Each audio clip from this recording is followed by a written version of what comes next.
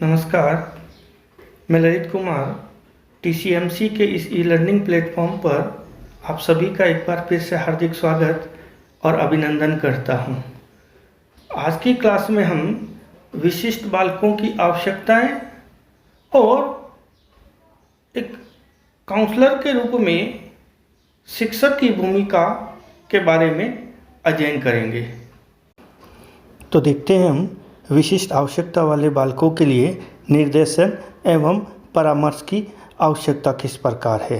तो पिछली क्लासों में हम सामान्य बालकों और विशिष्ट बालकों के बारे में देखा था। विशिष्ट बालकों की विशेषताएं, उससे संबंधित प्रमुख परिभाषाएं देखी थी हमने। तो इस आधार पर हम कह सकते हैं कि विशिष्ट बालक से आशय जो सामान्य बच्चों से उच्च एवं निम्न दोनों ही श्रेणियों के हो सकते हैं, और विशिष्ट बालक मानसिक, शैक्षिक, शारीरिक तथा सामाजिक गुणों में सामान्य बालकों से भिन्न होते हैं। विशिष्ट आवश्यकता वाले बालकों की अपनी विशिष्ट समस्याएं होती हैं और ये समस्याएं बालकों के विकास और उनके अधिगम में गंभीर बाधा के रूप में उभर कर सामने आती हैं। शिक्षक और अभिभावकों को अपने बच्चों की इस प्रकार की समस्याओं के समाधान के प्रयास करने चाहिए जिससे कि बालकों की इस प्रकार की जो समस्याएं हैं उनकी अधिगम प्रक्रिया में बाधा उत्पन्न नहीं हो। तो देखते हैं सबसे पहले विशिष्ट बालकों की आवश्यकताएं कौन कौन सी हैं। तो विशिष्ट बालकों की सबसे पहली आवश्यकताओं के बारे में हम बात करें तो सबसे पहली फिजिकल नीड्स यानी शारीरिक आवश्यकताएं हैं। शारीरिक आवश्यकताओं के अंतर्गत जो है संतुलित भोजन और उत्तम वस्त्रों से संबंधित होती है। यानी इस प्रकार के जो विशिष्ट बच्चे हैं उनको भोजन में एक विशिष्ट पोषक तत्वों की आवश्यकता होती है, साथ ही अच्छे वस्त्र भी। दूसरा, उत्तम स्वास्थ्य, यानी फिजिकली उनको फिट रखने के लिए, अच्छा रखने के लिए विभिन्न प्रकार के जो है खेल और व्यायाम कराने चाहिए और इन खेल और व्यायाम के लिए पर्याप्त समय दिया जाना चाहिए। इस प्रकार से ये शारीरिक आवश्यकताएं, और इन शारीरिक आवश्यकताओं की पूर्ति किस प्रकार से की जाए इसके लिए हमने देखा। आगे देखेंगे हम। दूसरा, मनोवैज्ञानिक आवश्यकताएं सबसे महत्वपूर्ण है कि जो विशिष्ट बालक हैं उनको एक व्यक्ति के रूप में समाज और परिवार स्वीकार करे। अर्थात हम कई बार देखते हैं कि काफ़ी अपराधी बच्चे होते हैं जो विशिष्ट बालकों की श्रेणी में आते हैं, उनके प्रति हमारा रवैया बिल्कुल ही नकारात्मक होता है। और कुछ जो बच्चे होते हैं वो मंदित मना होते हैं, जैसे एमआर बच्चे हैं, और कुछ बच्चे जैसे अधिगम निर्योग्य होते हैं, लर्निंग डिसेबल्ड। इन बच्चों के प्रति शिक्षक सोचते हैं कि बिल्कुल ही सीखने के लायक नहीं है, इनके ऊपर मेहनत करना बेकार है, सर खपाना बेकार है। तो ये सभी चीज़ों को छोड़कर उस जो विशिष्ट बालक है उसको सबसे पहले समाज, उसका परिवार, उसका विद्यालय, मित्र मंडली, परिवारजन सभी उसको एक व्यक्ति के रूप में स्वीकार करें। नेक्स्ट है उसकी जो संवेगात्मक आवश्यकताएं हैं उन आवश्यकताओं को संतुष्ट करें। अर्थात उनके जो इमोशंस है, जो भावनाएं हैं, उनका हम जो सम्मान करें और उनका उचित प्रकार से उनको संतुष्ट करने का प्रयास करना चाहिए। साथ ही उन पर पूरा हमें विश्वास करना चाहिए। जैसे अनेक प्रकार के समस्यात्मक बालक होते हैं या कुसमायोजित बालक होते हैं या जो हैं माता पिता द्वारा तिरस्कृत बालक होते हैं, उनके प्रति समाज, शिक्षक और अन्य जो व्यक्ति है, उसकी मित्र मंडली है, वो विश्वास नहीं करते हैं क्योंकि उसके माता पिता ही उसका विश्वास नहीं करते हैं और उनके द्वारा तिरस्कृत हो जाता है, या उसका समायोजन ठीक से नहीं हुआ है, असमायोजन या कुसमायोजित बच्चे हैं, उसके ऊपर विश्वास नहीं करते। तो सबसे पहला है कि उनको मनोवैज्ञानिक रूप से स्वस्थ रखने के लिए उनके ऊपर हमें पूर्ण रूप से विश्वास करना चाहिए। साथ ही समाज, परिवार, बड़े बुजुर्ग और जो भी उनसे संपर्क में व्यक्ति आते हैं, उन सभी को उन विशिष्ट बालकों के प्रति एक स्नेह की भावना रखनी चाहिए और उसी प्रकार से हमें उन बच्चों के प्रति एक स्नेहपूर्ण व्यवहार करना चाहिए। नेक्स्ट देखते हैं, मनोवैज्ञानिक आवश्यकताओं के बाद में तीसरा सबसे महत्वपूर्ण है कि बच्चे की शैक्षिक आवश्यकताएं, एजुकेशनल नीड्स। इसके अंतर्गत सबसे पहला है भय मुक्त शिक्षा। क्योंकि हमें पता है कि कई बच्चे होते हैं, जैसे फिजिकली हैंडीकैप्ड बच्चे हैं, वो बच्चे अपनी शारीरिक अक्षमताओं के कारण या विशेषताओं के कारण लेट हो जाते हैं, तो वो विद्यालय में या क्लास में जाने से घबराते हैं कि टीचर हमें डांट पिलाएगा। तो इस प्रकार का जो विद्यालय में हम देखते हैं अमूमन छड़ी का प्रयोग किया जाता है ऐसे बच्चों के प्रति। कुछ बच्चे होते हैं जैसे पिछड़े बच्चे होते हैं, अधिगम निर्योग्य होते हैं, इनको हम सामान्य बच्चों की तरह ही मान के परीक्षा में अच्छे अंक नहीं लाने के कारण या जो अधिगम करने की उनकी क्षमताएं हैं, उन क्षमता में वृद्धि नहीं होने के कारण अक्सर हम उनको फिजिकली पनिशमेंट दे देते हैं, वो ठीक नहीं है। तो विद्यालय हो चाहे महाविद्यालय हो, सभी स्थानों पर जो शिक्षा की व्यवस्था है वो पूर्णतया भय मुक्त होनी चाहिए। यानी बच्चा शिक्षा लेने के लिए आ रहा है, विद्यालय आ रहा है, तो उसे किसी भी प्रकार का भय या डर नहीं हो। दूसरा देखते हैं, समझ और सम्मानपूर्ण विद्यालय वातावरण। समझ और सम्मानपूर्ण विद्यालय वातावरण से तात्पर्य है कि शिक्षक और छात्र सभी आपस में एक दूसरे के विचारों को, उनकी भावनाओं को, उनकी जो शारीरिक या मानसिक स्थितियां हैं उनको समझें और उनके प्रति सम्मान दर्शाएं। और इस सम्मानपूर्ण जो विद्यालय वातावरण बनेगा, इसमें जो लर्निंग एनवायरनमेंट है वो हमेशा ग्रोथ करेगा, अच्छा रहेगा। तो समझ और सम्मानपूर्ण विद्यालय वातावरण रहना भी जरूरी है। नेक्स्ट देखते हैं, उपलब्धि की भावना या प्रोत्साहन। यानी बच्चों को हमेशा उसकी जैसी भी उपलब्धि रही है उसको स्वीकार करना चाहिए और आगे की परीक्षाएं हैं चाहे लर्निंग प्रोसेस है, उसमें बच्चे को और अधिक जो है अच्छा रिजल्ट देने के लिए, अच्छी अपनी पोजीशन और परफॉर्मेंस करने के लिए हमें हमेशा प्रोत्साहित करना चाहिए। नेक्स्ट देखते हैं, जीवन की चुनौतियों का मुकाबला करने के लिए शिक्षा। वास्तव में शिक्षा का अर्थ यही है। शिक्षा का हम सामान्य अर्थ लगाते हैं कि कोई भी तथ्य याद कर लेना और वो परीक्षा में हूबहू लिख देना, किताबों में लिखी हुई चीज़ें, और परीक्षा पास कर लेना ही शिक्षा है। ये शिक्षा की पूर्ण परिभाषा नहीं है। तो जीवन की जो चुनौतियां हैं उनका मुकाबला करने में ही शिक्षा हमें सक्षम नहीं बनाएगी, तो हम बाकी सभी चुनौतियों का मुकाबला नहीं कर पाएंगे। इसलिए सबसे पहली जो उनकी विशिष्ट बालकों की आवश्यकता है, उसमें जीवन की जो चुनौतियां हैं उनका मुकाबला करने के लिए बालकों में आत्मविश्वास पैदा करना, साथ ही उसके लिए सक्षम होने के लिए विभिन्न प्रकार के जो कौशल है, तरीके हैं, उनको शिक्षा में सम्मिलित करना या समाहित करना। नेक्स्ट देखते हैं, नवाचार आधारित शिक्षण अधिगम वातावरण। क्योंकि हमें पता है कि विशिष्ट बालकों की श्रेणी में केवल जो फिजिकल हैंडीकैप्ड है या जो खिलाड़ी बालक है या मंदित मना, पिछड़े, अधिगम निर्योग्य यही नहीं है, सृजनात्मक बच्चे भी उसमें शामिल है, अपराधी बच्चे भी उसमें शामिल है, साथ ही जो गिफ्टेड या प्रतिभाशाली बच्चे हैं वो भी उनके साथ हैं।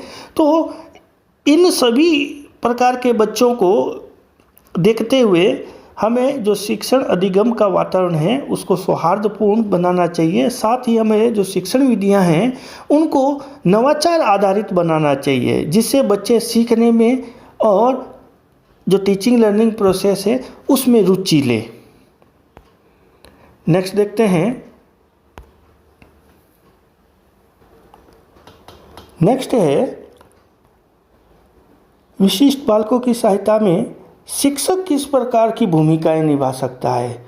क्योंकि हमें पता है कि भारतीय सामान्य जो विद्यालय है, सरकारी विद्यालय है चाहे निजी विद्यालय है, उनमें किसी भी प्रकार के काउंसलर या परामर्शदाता की नियुक्ति नहीं होती है। केवल कुछ विशिष्ट केंद्रीय विद्यालय है, वहाँ पर भी आंशिक तौर पर, यानी परमानेंटली नहीं, एक आंशिक तौर पर वैकल्पिक व्यवस्था के तौर पर एक काउंसलर की नियुक्ति की जाती है पार्ट टाइम के रूप में। और हमें जो कोठारी कमीशन है 1964-66 का शिक्षा आयोग, उससे लेके अनेक जो आयोग हैं और कमेटियां हैं, उनकी जो संस्तुतियां हैं उसमें स्पष्ट रूप से जो है ये माना गया या स्वीकार किया गया कि विद्यालय में एक काउंसलर या परामर्शदाता की आवश्यकता है और उसकी नियुक्ति स्थायी या अस्थायी किसी भी रूप में हो, उनकी नियुक्ति होनी चाहिए जो बच्चों की जो है शिक्षण के अतिरिक्त जो समस्याएं हैं उनको समझ सके और उसी के अनुसार उन्हें परामर्श दे सके। तो विशिष्ट बालकों की सहायता में जो काउंसलर नहीं होने के कारण शिक्षक है वही काउंसलर की भूमिका में होते हैं। इसलिए शिक्षक की जो विद्यालय में भूमिका है वो केवल शिक्षक की नहीं, एक अभिभावक के रूप में और एक परामर्शदाता के रूप में भी हो जाती है। अतः हम देखते हैं कि शिक्षक की क्या क्या भूमिका है। तो सबसे पहले कि शारीरिक आवश्यकता वाले जो बालक है उनका मार्गदर्शन करें।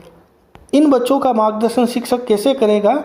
तो सबसे पहले कि शारीरिक दोष युक्त जो बच्चे हैं उनकी विशेष आवश्यकताएं क्या क्या है, उन आवश्यकताओं की पहचान करें।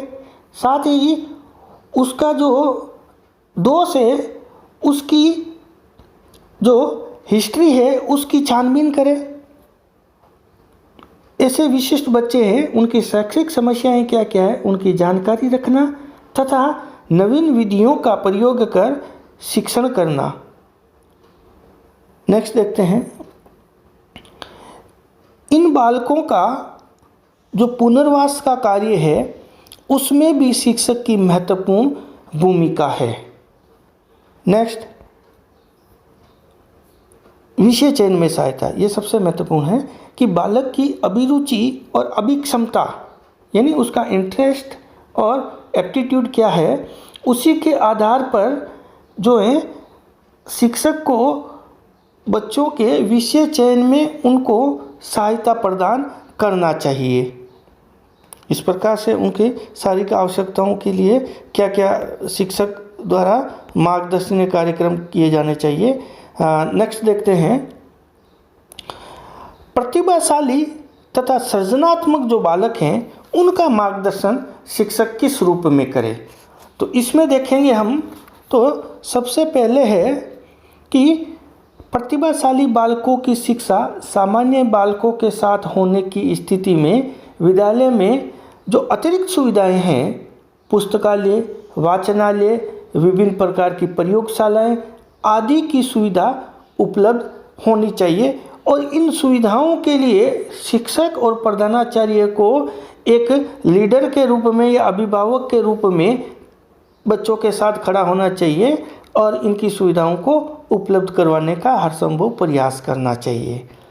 नेक्स्ट देखते हैं। जो इस प्रकार से जो विशिष्ट बालक है, इन बालकों को महत्वपूर्ण उत्तरदायित्वपूर्ण कार्यों में नेतृत्व के अवसर उपलब्ध करवाए जाने चाहिए। यानी लीडरशिप के जो प्रोग्राम हैं इनमें इनको बढ़ चढ़ कर भाग लेने के लिए प्रोत्साहित करना चाहिए। इससे क्या होगा कि जिससे इन बालकों में जो नेतृत्व क्षमता है, इन नेतृत्व क्षमता के गुणों का विकास हो सके। क्योंकि हमें पता है कि जो प्रतिभाशाली बालक है उनकी शिक्षा की व्यवस्था अमूमन सामान्य बालकों के साथ ही होती है, तो केवल वो सामान्य बच्चों की तरह व्यवहार नहीं करें, केवल उनसे भी आगे बढ़कर उसके लिए कोई प्लेटफॉर्म हो। इसलिए इस प्रकार के जो लीडरशिप के प्रोग्राम होते हैं इनमें इन प्रतिभाशाली बच्चों को हमेशा आगे आने के शिक्षकों को अवसर देने चाहिए। साथ ही अब देखते हैं जो सृजनात्मक बच्चे हैं उनके लिए क्या क्या किया जाए। तो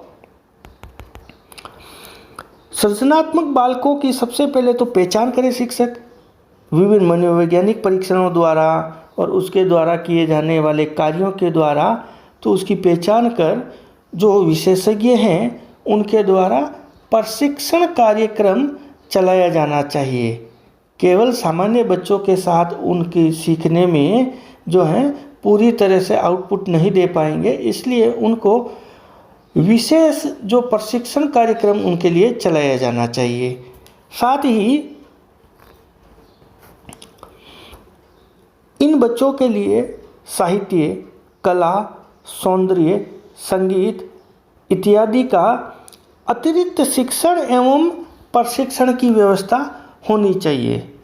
इसके जो है इस रूप में कि अतिरिक्त क्लास बच्चों के लिए लगा दे कि एक जो है सौंदर्यात्मक अभिरुचि से संबंधित क्लास लगा दे, संगीत से संबंधित, कला और साहित्य संबंधित अतिरिक्त क्लास की व्यवस्था करके भी हम जो है इन बच्चों को आगे बढ़ा सकते हैं।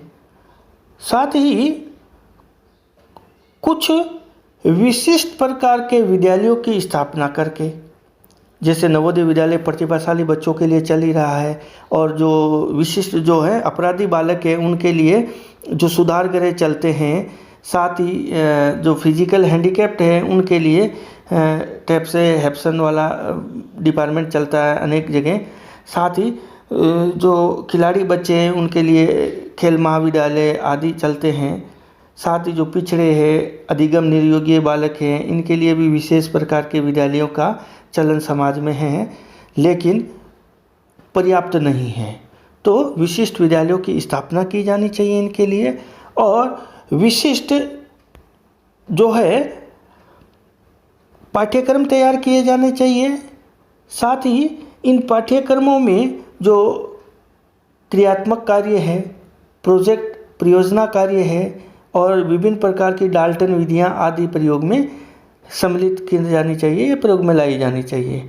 साथ ही जो है समय सारणी का विशेष तौर से ध्यान रखना चाहिए कि जो ये विशिष्ट बच्चे हैं इनके लिए समय सारणी जो है वो सामान्य बच्चों की तरह उचित नहीं है। साथ ही परीक्षा का आयोजन और परीक्षा के जो परिणाम हैं या उनके परीक्षाओं का जो अंकन है, मार्किंग है, उसमें भी विशेष प्रकार की एक उदारता का परिचय शिक्षकों को देना चाहिए। साथ ही इन सभी की जो स्थितियों की जांच करने के लिए समय समय पर हमें अनुवर्तन कार्यक्रमों को भी चलाना चाहिए। साथ ही जो विशेष शिक्षकों की नियुक्ति की जानी चाहिए और जो सामान्य शिक्षक हैं उनको भी कुछ विशेष प्रशिक्षण दिया जाना चाहिए। और जो हमारे देश में विशिष्ट प्रशिक्षण संस्थाओं की बहुत कमी है, तो विशिष्ट प्रशिक्षण संस्थान है उनकी भी स्थापना की जानी चाहिए। साथ ही इन बच्चों का नियमित स्वास्थ्य परीक्षण किया जाना चाहिए और आवश्यकता अनुसार उनका उपचार की भी व्यवस्था की जानी चाहिए। अर्थात चिकित्सकीय सहायक सुविधाएं हैं उनका बच्चों को समय समय पर जो विजिट करना चाहिए। और कुछ सहायक सुविधाएं हैं चिकित्सक की, जैसे कोई कृत्रिम अंगों की आवश्यकता है, कम सुनने वाले बच्चे को कान की, या जो विकलांग बच्चा है उसको कृत्रिम पैर आदि की जो आवश्यकता है कृत्रिम अंगों की, उनकी व्यवस्था करना। जैसे विकलांग बच्चों के ट्राईसाइकिल के लिए हैं कुछ अतिरिक्त पैर है, कुछ जो नज़र दृष्टि दोष है उनके लिए चश्मे लेंस की व्यवस्था करना। साथ ही उनके पुनर्वास की व्यवस्था भी की जानी चाहिए, जिसकी चर्चा हम अभी पहले कर चुके हैं। और साथ ही कुछ आवासीय जो रेजिडेंशियल हॉस्टल है उनकी भी पर्याप्त व्यवस्था करने के लिए शिक्षकों और सरकार को विशेष प्रयास करने चाहिए, क्योंकि हमारे देश में जो रेजिडेंशियल हॉस्टल है इन बच्चों के लिए उनकी बहुत कमी है। साथ ही जो इन हॉस्टल है, जो विशिष्ट प्रकार के विद्यालय है, इन सब में खेलकूद और मनोरंजन की समुचित व्यवस्था होनी चाहिए, क्योंकि जो ये विशिष्ट बच्चे होते हैं ये सामान्य नहीं होते हैं। इन्हें प्रेम की, मनोरंजन की, खेल की विशिष्ट आवश्यकता होती है। इसलिए इनके लिए जो सामान्य बच्चों से अतिरिक्त व्यवस्था भी इनके लिए की जानी चाहिए। साथ ही विभिन्न प्रकार के जो स्कॉलरशिप या वजीफे के कार्यक्रम हैं उनको भी अधिकांश बच्चों तक या अधिकाधिक बच्चों तक पहुँचे, इसके प्रयास किए जाने चाहिए। साथ ही जो बच्चे 10वीं तक की परीक्षा पास करके 11वीं और 12वीं में अध्ययन के लिए आगे बढ़े, उनके लिए व्यावसायिक परामर्श के लिए विशेष प्रकार के परामर्शदाता की नियुक्ति होनी चाहिए, जो आगे इन बच्चों के लिए विशिष्ट प्रकार के जो कार्य है, जो व्यवसाय है, वो उनके लिए क्या क्या उचित है, उनकी भली भांति जानकारी इन बच्चों को दे सके और इनसे संबंधित जो मार्ग है या जो रास्ते हैं वो उनको बता सके कि इस तरीके से इन व्यावसायिक जो कार्य है इन तक पहुंचा जा सकता है, पहुंच बनाई जा सकती है।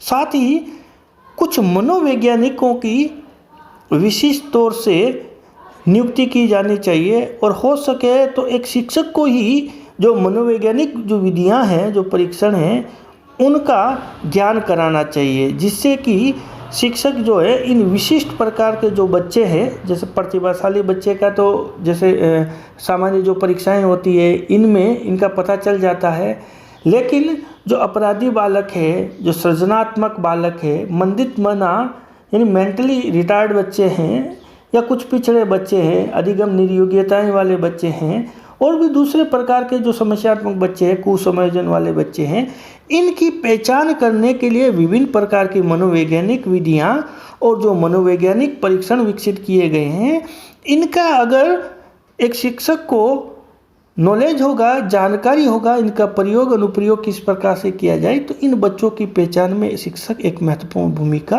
निभा सकता है।